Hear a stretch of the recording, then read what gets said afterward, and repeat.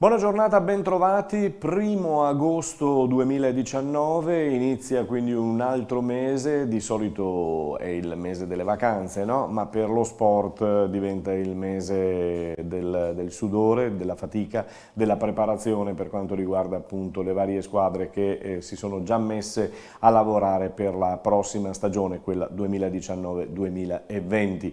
Sempre con gli occhi attenti della nostra web TV www.venetoglobe.com e del digitale terrestre canale 95 per Veneto e Friuli Venezia Giulia di Caffè TV 24, l'emittente di tutto che si vede un po' in tutto il nord Italia, comprese Marche ed Emilia Romagna. Andiamo ad iniziare parlando di basket, perché la nazionale di basket ha iniziato l'operazione Cina senza i suoi grandi big, però a Trento finale, primo posto tra Italia e Costa d'Avorio, ha vinto l'Italia 69-58. Questa foto va bene anche per il calendario della Serie A1 che vede la prima gara della TVB De Longhi Treviso in casa il 25 settembre con la super favorita, ovvero Milano Armani. La seconda giornata in trasferta per la TVB a Cremona, ritorno poi alla Palaverde nella terza giornata contro Pistoia. Intanto il mercato del basket si muove per quanto riguarda la TVB. A Treviso spunta il nome di Wright per il ruolo importantissimo del playmaker, quindi con Wright potrebbe essere chiuso definitivamente o quasi il roster del TVB.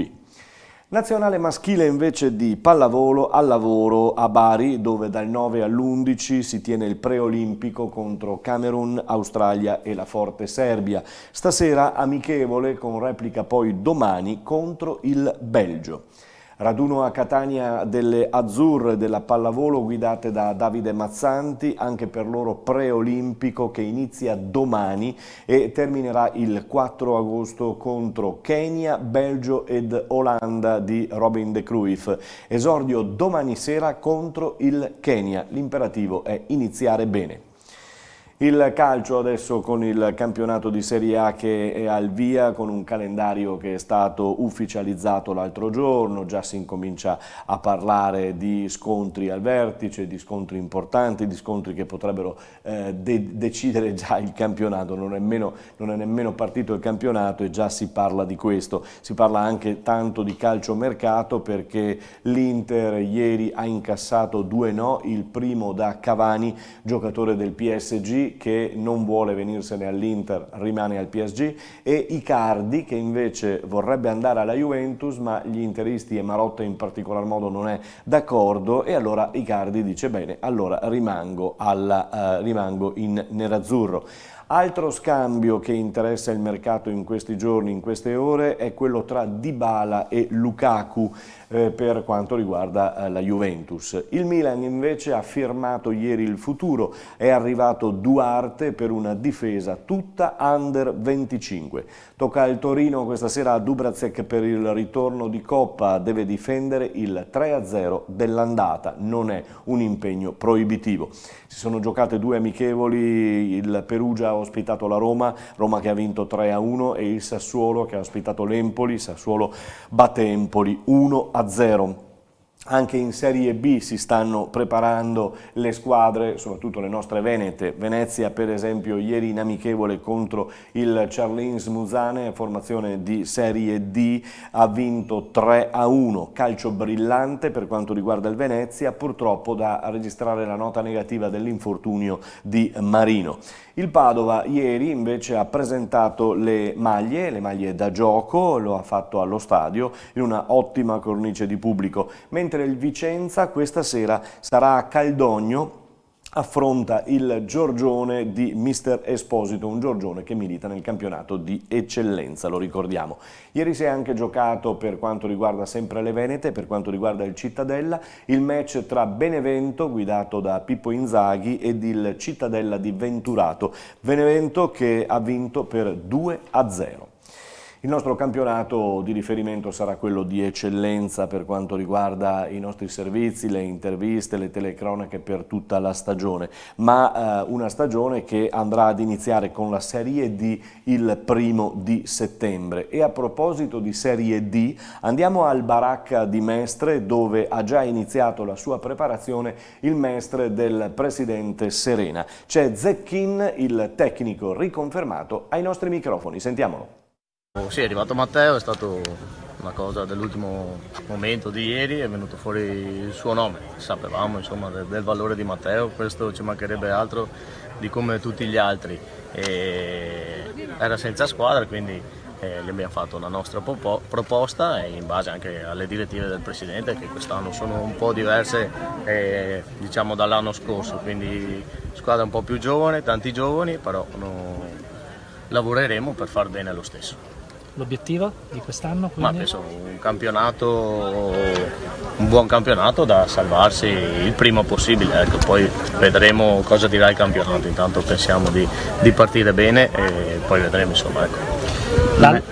L'altro nome atteso, che però non era nella lista fino a ieri, è Alberto Rostaghin, quindi anche per il portiere quindi abbiamo una gradita conferma. Sì, no.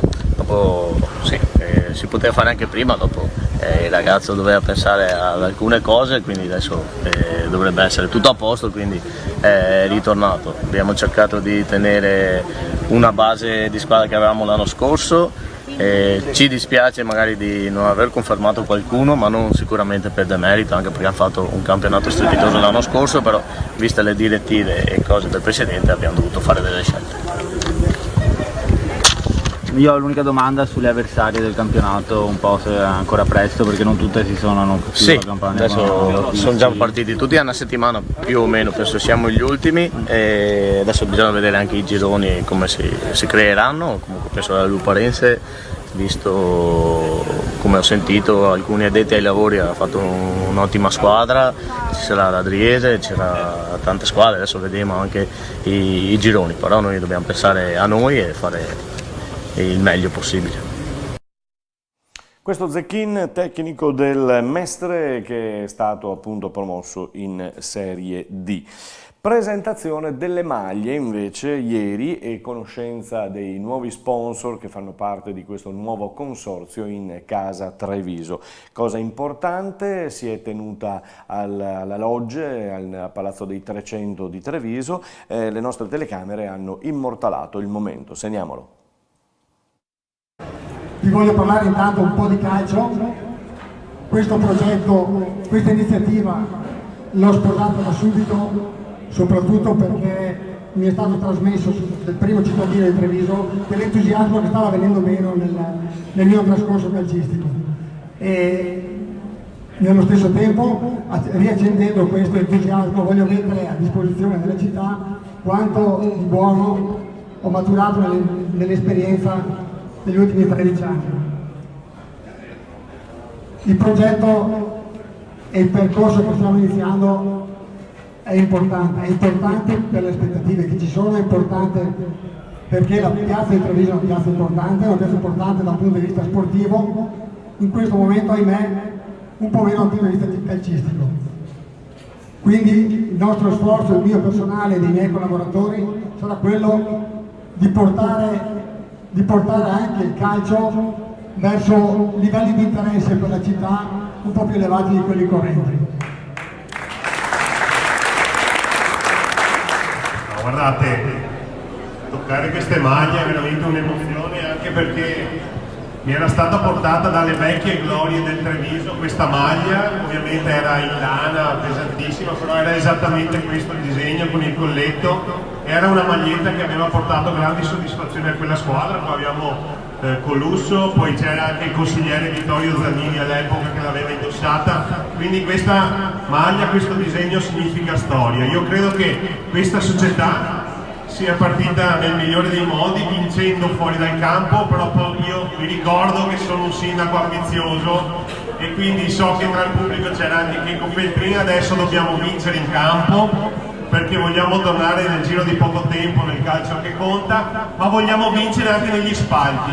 Allora, al di là dei consorziati, ricordo che il primo vero consorziato sarà il nostro pubblico, quindi sarete tutti voi, dovremo riempire il tennis, dovremo portare tanti bambini e dovremo anche cominciare con un tifo sano, un tifo serio, un tifo rispettoso che ha sempre contraddistinto la nostra città e la nostra squadra. Quindi mi raccomando, continuiamo tutti su questa strada, è la strada giusta, la strada della serietà, la strada della responsabilità e sarà anche la strada della vittoria. Grazie davvero a tutti e forza Treviso!